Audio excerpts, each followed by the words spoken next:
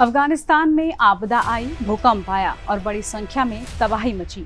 लेकिन क्या आप जानते हैं इस दौरान अफगानिस्तान की औरतों पर क्या बीती? तालिबानी कानून की वजह से कैसे औरतों को तड़पता हुआ मरने के लिए छोड़ दिया गया। अफगानिस्तान जैसे मुल्क में औरत होना किसी भी आपदा से बड़ी आपदा है। कैसे, ये हम इस वीडियो में जानेंगे। अफगानिस्तान में पिछले दिनों आए भूकंप से 2000 से ज्यादा लोगों की जान चली गई।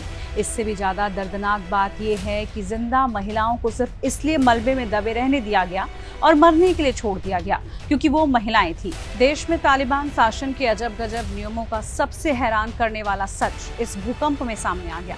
सदियों पुरानी तालिबानी परंपराओं में महिलाओं की स्किन गलती से भी टच ना हो, इस बात को दिमाग में रखा गया और उन्हें मरने के लिए छोड़ दिया गया।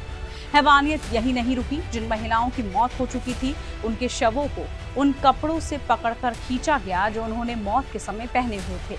न्यूयॉर्क टाइम्स की रिपोर्ट के मुताबिक अफगानिस्तान में महिला बचाव कर्मी नहीं है और इसका खामियाजा मलबे में दबी महिलाओं को भुगतना पड़ा। अफगानिस्तान में रेस्क्यू के आड़े सदियों पुरानी परंपराएं और जेंडर पर बने नियम आ रहे हैं। अगस्त 2021 अफगानिस्तान में तालिबान का शासन है और इसे महिलाओं पर कड़े प्रतिबंधों के लिए जाना जाता है। न्यूयॉर्क टाइम्स ने बीबी आयशा के हवाले से ये लिखा है, उन्होंने हमें एक कोने में इकट्ठा कर लिया और फिर हमें भूल गए। आयशा के गांव कुनार प्रांत के अंदरलुक में रविवार को आए भूकंप में 36 घंटे से ज्यादा समय बाद पहली बार रेस्क्यू टीम पहुंची थी।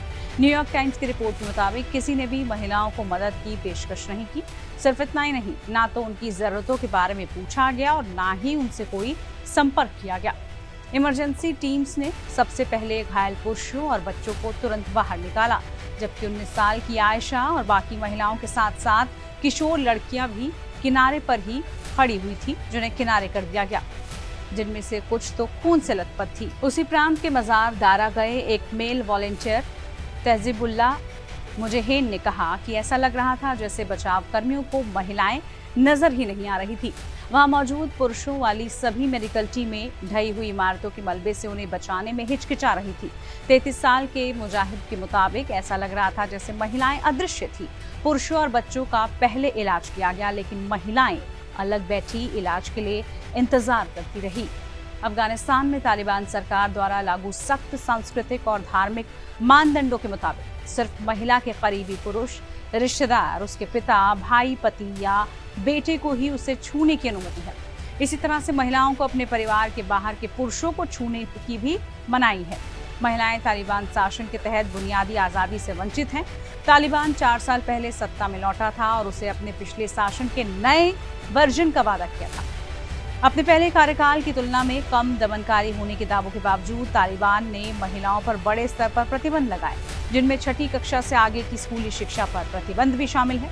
अफगानिस्तान में महिलाओं को पुरुष साथी के बिना दूर यात्रा करने की अनुमति तक नहीं है और उन्हें अधिकांश नौकरियों में प्रतिबंधित कर दिया गया है। अफगानिस्तान में आई त्रासदी से कहीं बड़ी त्रासदी वहां की औरतें रोज बदस्तूर झेल रही हैं। भूकंप ने इस त्रासदी को थोड़ा और उजागर कर दिया।